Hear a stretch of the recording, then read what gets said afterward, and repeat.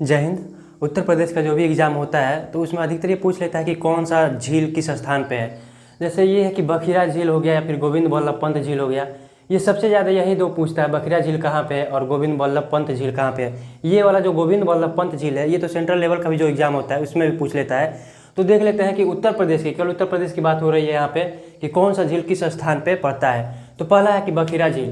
बखिरा झील या बखिरा पश्चिम बिहार, ये कहाँ पड़ता है? तो ये पड़ता है संत कबीर नगर में। कहाँ पड़ता है? संत कबीर नगर में। संत कबीर नगर। ये बखिरा पश्चिम बिहार या बखिरा झील कहाँ पड़ता है? संत कबीर नगर में। दूसरा है गोविंद बल्लभ पंत झील। ये एक कृत्रिम झील है, प्राकृतिक रूप से नहीं बना है बल्कि बनाया गया है। ये कृत्रिम झील है। कौन सा? गोविंद बल्लभ पंत। ये कहाँ पड़ता है? ये पड़ता है सोनभद्र में। कहाँ पड़ता है? सोनभद्र में। रामगढ़ ताल, अगला है कि रामगढ़ ताल। ये कहाँ पड़ता है? रामगढ़ ताल पड़ता है गोरखपुर में। ये गोरखपुर का पर्यटन स्थल हो गया है गोरखपुर। सबसे ज़्यादा भीड़ यहीं पर लगता है, घूमने के लिए लोग यहीं पे जाते हैं। जबकि ये पूरे गोरखपुर का नहीं, पूरे गोरखपुर का तो नहीं कहेंगे, लेकिन हाँ इसके क्षेत्र में जो भी पड़ता है वहाँ का नाले का पानी इसी में आके गिरता है। फिर भी पता नहीं क्यों घूमने लायक बन गया है। जगह है, पूरा जगह है, लेकिन कुछ ज़्यादा खास नहीं है।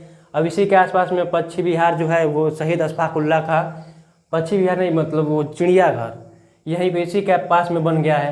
बाकी जो इंजीनियरिंग है या फिर एम्स है, रेलवे का बस स्टेशन और दीनदयाल उपाध्याय जो कॉलेज है उधर से लेकर यूनिवर्सिटी, कॉलेज नहीं यूनिवर्सिटी है, बाकी जो भी इस क्षेत्र के पानी है सब आके इसी में गिरता है, नाले का पानी।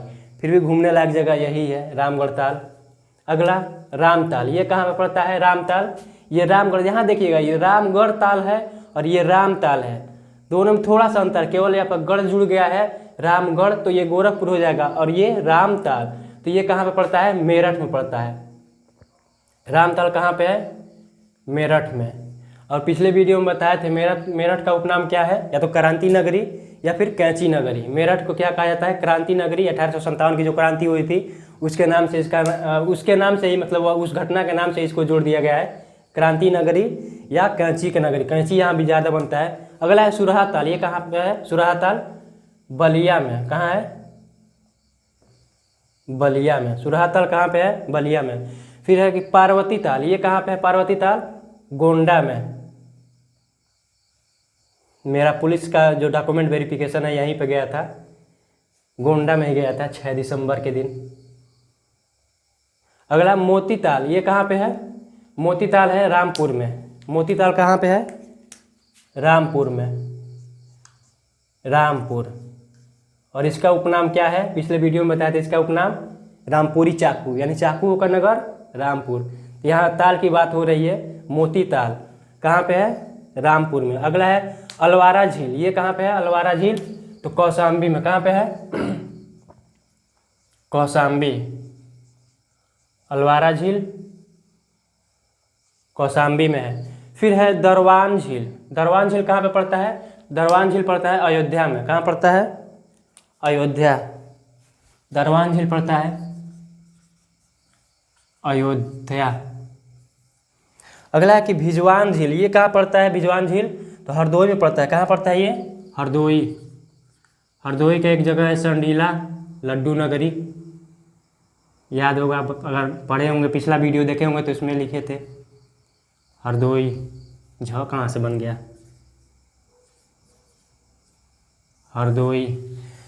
यहाँ पे एक बात देखिएगा, ये जो ताल है ये तो चलिए उत्तर प्रदेश की बात हो रही है। यहाँ पे ताल सब जो जुड़ा है, अगर पूरे भारत की देखें या तो उत्तराखंड का या फिर कश्मीर का, तो कश्मीर का जो भी झील है या ताल है तो उसमें राज्यों में है। जैसे कश्मीर में है तो वहाँ का ताल का जो है वहाँ नाग नागिन जुड़ा होगा, जैसे बैरी नाग, शेष नाग, अनंत नाग, नाग नागिन जो भी ताल वहाँ पे है या फिर झील है तो उसके अंत में नाग नागिन शब्द जुड़ा हुआ है। वैसे ही उत्तराखंड में जो ताल है उसके वहाँ ताल जुड़ा ही है। ये तो अगर उत्तर प्रदेश में थोड़ा कन्फ्यूजन हो जाएगा, लेकिन वहाँ पे अधिकतर वो पूछता है। ये तो थोड़ा कम प्रसिद्ध है लेकिन उत्तराखंड का ज़्यादा प्रसिद्ध है। उत्तराखंड का जो भी ताल है वो ज़्यादा प्रसिद्ध है। तो उसमें भी अंतिम में ताल जुड़ा हुआ है, जैसे नैकुचिया ताल, नैनीताल, खुरपा ताल।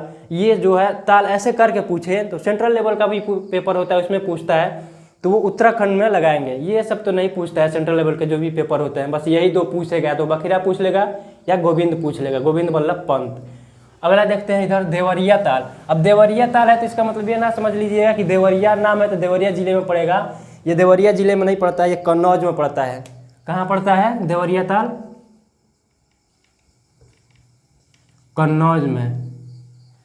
देवरिया ताल कहाँ पड़ता है? कन्नौज में। अगला है मदन सागर, ये कहाँ पड़ता है झील? महोबा में। कहाँ पड़ता है?